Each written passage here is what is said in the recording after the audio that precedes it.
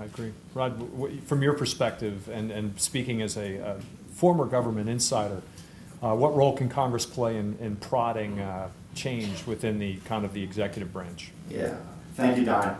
And let me just start off, though, by thanking everyone for the opportunity to be here today. This is really great. Actually, I just joined Buchanan a couple of months ago after retiring from the federal government after 35 years. Most of my, virtually all that time was working on the Medicare program as an attorney in the Office of General Counsel, and then subsequently for almost 15 years as a director of the Office of Acquisition and Grants Management for CMS.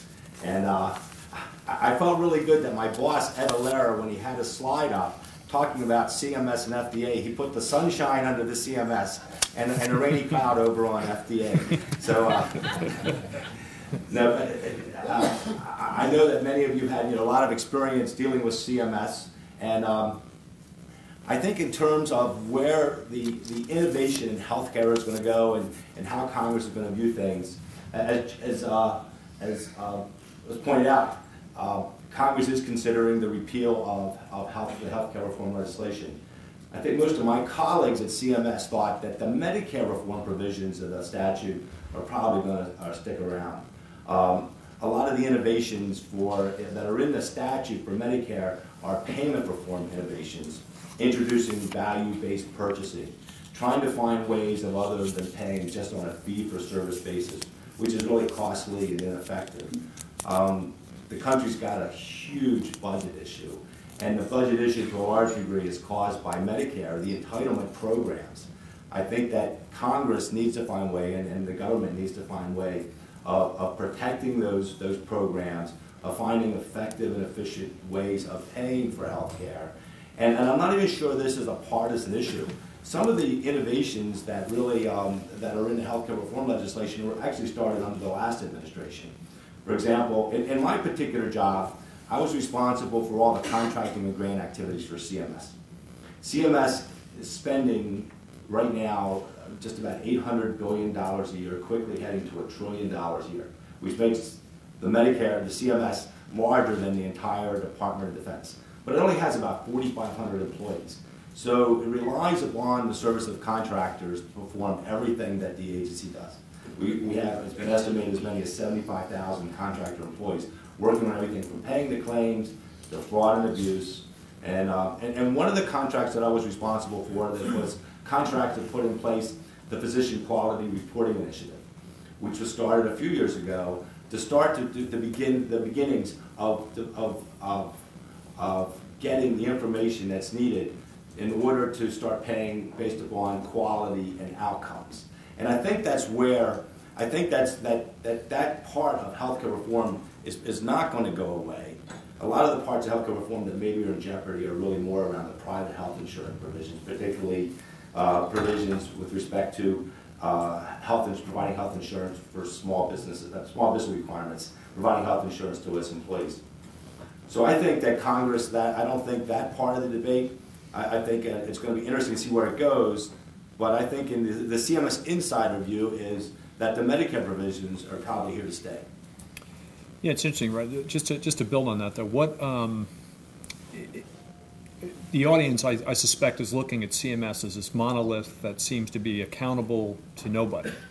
I mean, if you wanted to reach out and inspire at least a more conducive discussion with CMS, how do you do that? Well, you come to Buchanan Ingersoll. Wow, Ed, well done. Government to going out and building business. Remarkable shift. No, seriously. Well, CMS is going through a huge transition. And it was interesting, because having worked there for so long, for most of my career, CMS was not that hard of a place to work. It didn't have a great reputation. Somebody may remember we used to be called the Healthcare Financing Administration. And it was such a heavily regulatory agency that we rebranded ourselves to try to be a different kind of agency, one that really did reach out and look to be partners with the provider and the healthcare community. But as an insurance company, basically we just paid claims. We pushed money out. We had big contracts that I was actually responsible for with Medicare intermediate carriers. They did almost everything for us. And it was really not that hard of a place to work. Over time, we started pulling functions, or Congress started actually doing some of this, pulling functions out of the intermediate carriers, and all of a sudden we had a separate funding stream and separate statutory authority for fraud and abuse contracts. We have recovery audit contracts. We have a different appeals process. We have a lot of different contracts, and we pulled out IT, a lot of other things, and all of a sudden CMS became the integrator for a lot of services. As part of that transition, Don Berwick, who's the acting administrator, many of you may have read this in paper, it's a recess appointment. So he's only going to be probably the administrator for the remainder of this year. But sort of in concert with the healthcare reform, he's trying to push the agency in a different direction. And I think a lot of the things that we're talking about today sync up very well with that direction. When Don Berwick first came on board, we had an executive retreat. And he set us all down, as a few of us, and he asked the question, what do you want out of your health care? And of course, there are a lot of doctors in the room, and they're all talking about how they want good doctors and all these things. And he asked the question like 2 or 3 times, and finally we realized, it dawned on us, what he was saying is, we don't really want to go to the hospital. I think somebody mentioned this earlier. You really don't want healthcare services. You want to be healthy.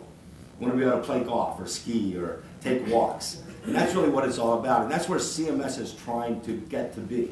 And Don Berwick has established what he calls the triple aims. The triple aims are better health care, lower cost, and a healthier population.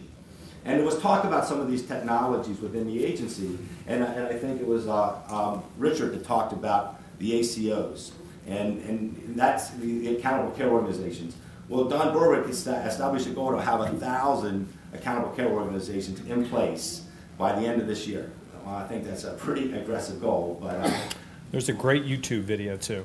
Great. Go on and look at how to become an accountable care organization. It's 2 puppets that do in 6 minutes. It's trust me, it's worth the time. We'll have to be, yeah. So I think in terms of dealing and contacting CMS, there really is a climate right now, right at the top, of trying to reach out. Don Berwick comes from this community. He had his own company, but he's a quality expert. And I think there is a move and a desire in CMS to reach out and to interact with the various communities. It was interesting because in my own job I saw that as part of the agency, trying to become more involved. I dealt with all the various contractors, I said, the Blue Cross plans, the others that that were required, we contracted with to administer the Medicare program. But I think that getting the access isn't always the easiest in any federal government agency. And honestly, I made a joke when I started off, but to a large degree, one of the reasons I came to Buchanan, a former chief of staff of CMS, Marty Corey, heads up the healthcare government relations practice. Just an outstanding individual, and he's an outstanding at working with federal agencies. And I've already had the opportunity my first 2 months there to be able to work with some clients or some companies and sort of strategize. How do you go about talking? Who are the right people to talk with? How do you get the meetings? And it's not always easy. When you're in CMS, you're really busy. There's lots of demand on time. There's lots of people that want access to your time. And a lot of it is having the right message, having a message that's in CMS's interest to listen to, and be able to communicate that to the agency and the right people. There you go.